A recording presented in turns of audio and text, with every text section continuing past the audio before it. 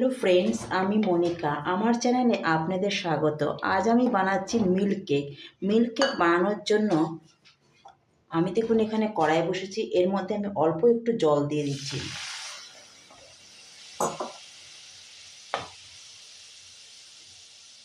এবার এখানে আমি 1.5 লিটার দুধ নিয়েছি। এই দুধটা আমি কড়াইয়ের মধ্যে ঢেলে দিচ্ছি।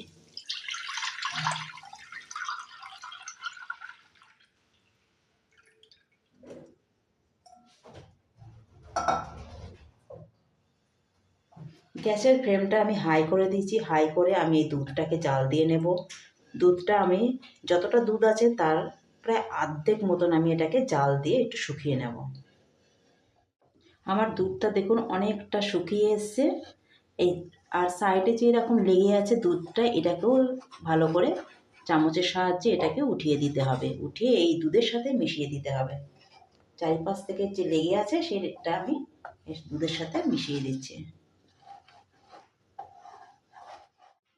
এবারে দেখুন আমি বাটির মধ্যে ভিনিগার নিয়েছি, 1 চামচ ভিনিগার নিয়েছি আর 1 চামচ জল নিয়েছি।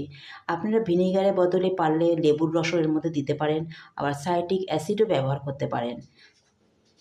আমি এখানে 1 চামচ মতন ভিনিগার আর ভিনিগারের যে জল মিশিয়ে রেখেছি সেটা আমি দিয়ে দিচ্ছি। আর এটা আস্তে আস্তে এটাকে নাড়া দেব।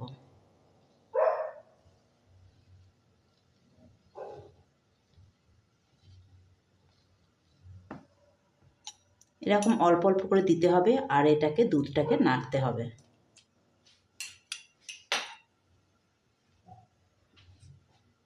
গ্যাসের ফ্লেমটা আমার হাই রয়েছে।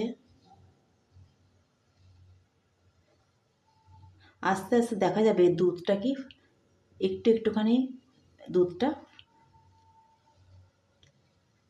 যতটাই গাঢ় হবে ততটাই এর মধ্যে দানা দানা আসবে। যত দুধ শুকনো হতে যাবে এর মধ্যে দেখবেন অল্প অল্প করে এই যে দানা আসবে।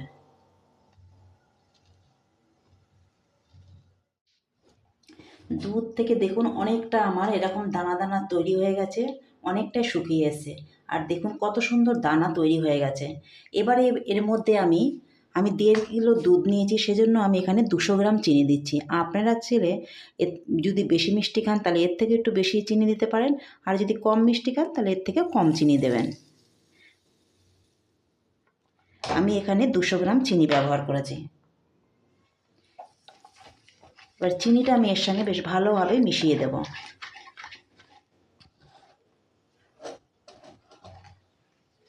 মিল্ক কেক বানানোর জন্য এরকম দানা দানা দুধটাকে দেখুন ঠিক এরকম দানা দানা করতে হবে।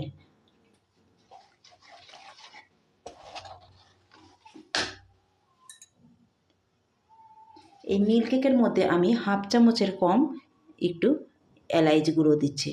তাহলে এটা খুব সুন্দর বেশ গন্ধ হবে আর খেতেও বেশ ভালো লাগবে।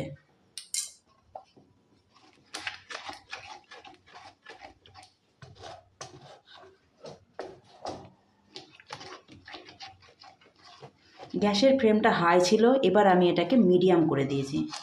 আর চারপাশে যে এরকম লেগে আছে এই জিনিসটাকেও দুধের এই এটাকেও বেশ তুলে দিতে হবে। তুলে দুধের সাথেই মিশিয়ে দিতে হবে।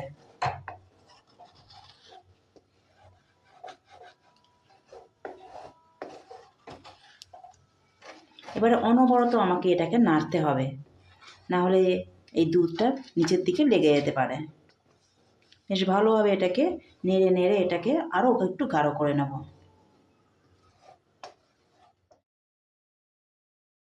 দুধটা দেখুন আমার অনেকটা গাঢ় হয়ে এসছে আর দানাদারও হয়েছে। আমার মিল্ক কেকের এই প্রসেসটা দেখুন 80% মতন হয়ে এসছে। এবার এর মধ্যে আমি 1 চামচ ঘি অ্যাড করছি।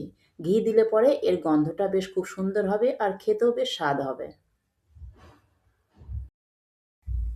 আমি এখানে একটা টিফিন বক্স নিয়েছি, টিফিন বক্সের মধ্যে দেখুন ঘি দিলাম। এবার ঘি দিয়ে এটা আমি বেশ ভালোভাবে চারিদিকে মাখিয়ে নেব। যখন আমি ব্যাটারটা ঢালবো মিল্ক কেকের, তখন এটা বের করার সময় বেশ আসানিসে বেরিয়ে যাবে।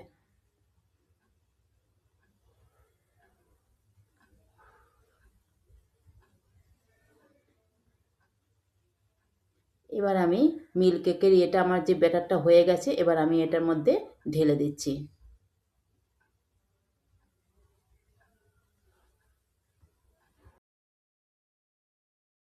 মিল্ক কেকটা এবার আমি দেখুন এই টিফিন বক্সের মধ্যে বেশ চারিদিকে ভালোভাবে এটাকে বসিয়ে দিচ্ছি। আর এটাকে আমি ৪-৫ ঘন্টা মতন বেশ ঢেকে রেখে দেব।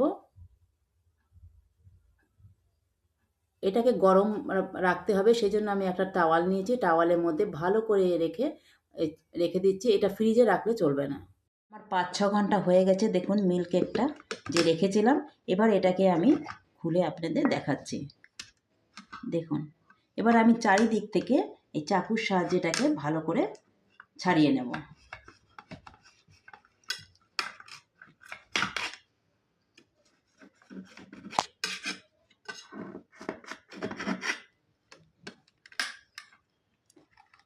এবার আমি এই থালার মধ্যে এটাকে নামিয়ে নিচ্ছি।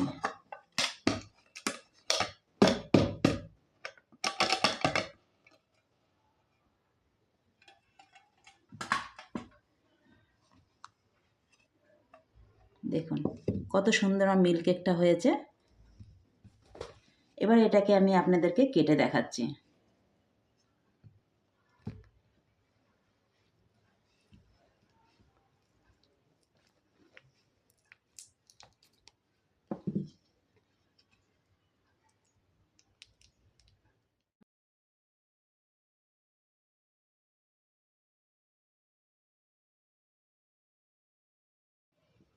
আমার মিল্ক কেক দেখুন কত সুন্দর হয়েছে। ভেতরে কালারটা একটুখানি হালকা ব্রাউন এসছে আর বাইরেরটা সাদা এসছে। আপনারা এরকম ঘরে বানিয়ে ট্রাই করে দেখবেন, খেতে খুবই ভালো লাগে। আমার এই ভিডিওটা যদি আপনাদের ভালো লাগে তাহলে লাইক, শেয়ার, সাবস্ক্রাইব করবেন।